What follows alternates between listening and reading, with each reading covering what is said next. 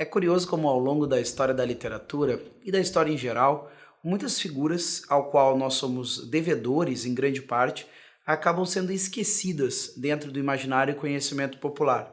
Talvez um dos casos seja esse autor que traremos em nosso congresso, que é George MacDonald.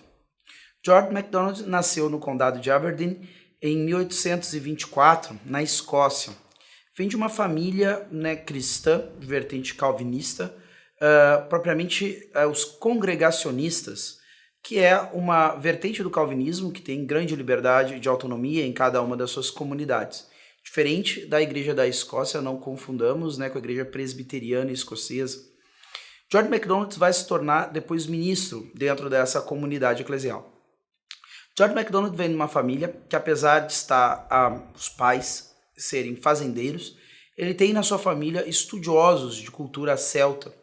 E também um dado mais curioso, McDonald's, um nome bastante conhecido pelo grande público, em vista da rede de fast food que leva esse nome, esse é também um clã das Terras Altas Escocesas, propriamente o lugar onde nasce George MacDonald, e nessas Terras Altas houve grandes conflitos relacionados à sucessão ao trono no contexto da Revolução Gloriosa.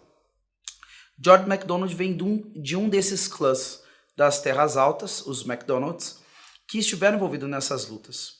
Em específico, nem digo uma batalha, na verdade foi um massacre, uma espécie de punição arbitrária da sucessão desse novo governo, dessa nova postura de reinado que havia na Grã-Bretanha, que é o famoso massacre de Glenty. Perdoe-me se a pronúncia pode não estar correta, certo? Mas é um fato acontecido onde essa família dos MacDonalds foi considerada muito tarda em apresentar sua lealdade aos novos monarcas, a rainha Mary e o rei William de Orange, e então acabaram sendo atacados, onde 38 membros dessa família acabam sendo mortos e uma série de outros membros acabam morrendo, em vista de que suas casas foram destruídas e dizimadas, e o frio intenso dessas regiões da Escócia teriam levado à morte entre uma média, os números variam, 40 a 60 pessoas. George MacDonald é descendente direto dessa clã atacado dentro desse processo da Revolução Gloriosa. Eu cito isso especialmente porque é interessante a gente construir esse universo aonde está inserido o nosso autor.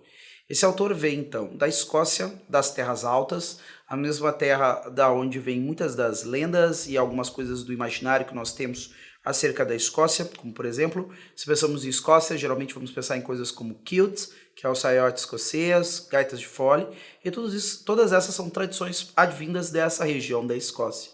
Ele está envolvido num elemento muito forte também dentro da história escocesa, que é a revolta jacobita. Jacobita por quê? Muito desses clãs das Terras Altas apoiavam esse filho do rei James II, então apoiava a pretensão dele de então se tornar rei da Inglaterra, ao invés de ser então Mary e William, os reis colocados pelo parlamento nesse lugar. Então ele está muito ligado à identidade escocesa. E por outro lado também está ligado a essa identidade por estar envolto entre essas histórias advindas da mitologia celta e da maneira de pensar fantástica dos povos celtas, especialmente dos povos que habitavam essas regiões escocesas.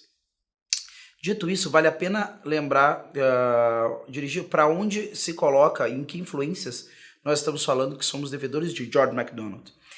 Alguns dos autores mais conhecidos dentro do universo de produção dessa literatura fantástica do século XX, como C.S. Lewis, Tolkien e em algum grau também Chesterton, se pensarmos que ainda que Chesterton não tenha produzido grandes obras no sentido da fantasia e do fantástico, ele era um homem que sempre refletiu muito sobre isso, tanto das histórias fantásticas, os mitos e também os contos de fadas.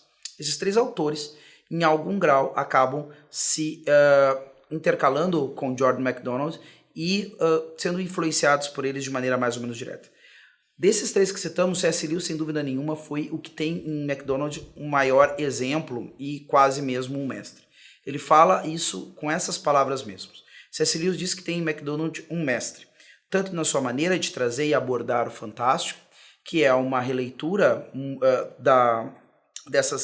maneiras de expressar elementos simbólicos e fantasiosos do mundo celta, mas também uma narrativa muito própria, e onde nós, se nós formos olhar, né, duas grandes obras de George MacDonald, Phantastes é um deles, né, o Fantastes mesmo, em português não teve uma tradução para essa palavra, que parece ser uma neologia utilizada por George MacDonald, e nós olharmos as Crônicas de Nárnia, veremos uma semelhança muito grande na maneira em que o personagem dessa história do Phantastes entra no mundo fantasioso, e ao mesmo tempo a maneira como os irmãos Pevensey acabam entrando dentro do mundo de Crônicas de Nárnia. A maneira é muito semelhante, o símbolo utilizado, a forma como vai acontecer é muito parecida. Já não somente a maneira de pensar fantasia e escrever literatura influenciou Lewis, mas Lewis também diz que tem muita deferência aos escritos teológicos. Como nós falamos, John MacDonald era um pastor dessa corrente própria do calvinismo, a igreja congregacionista. Ainda que ele sempre tivesse sérios problemas com certos elementos do credo dessa comunidade eclesial, inclusive e especialmente a questão da predestinação. Por outro lado, também nós temos essa figura de Tolkien, que fala muito acerca da subcriação, ou a realidade secundária. Nós escrevermos porque, ao fim e ao cabo, nós também estamos imitando aquele que escreve a grande história. Então nós subcriamos porque imitamos o Criador. E George MacDonald trabalha isso, anterior ainda a Tolkien, dentro de um dos seus artigos. E por fim, Chesterton considera uma das obras de George MacDonald uma das melhores expressões do uso que se faz e que se pode fazer e do bem que se pode proporcionar às pessoas através dos contos de fadas, especialmente por causa de uma das suas obras, que é A Princesa e o Goblin, ao qual, né, Chesterton elogia muitíssimo, especialmente dentro de uma introdução a uma biografia feita sobre George MacDonald e sua esposa por um dos filhos desse nosso autor.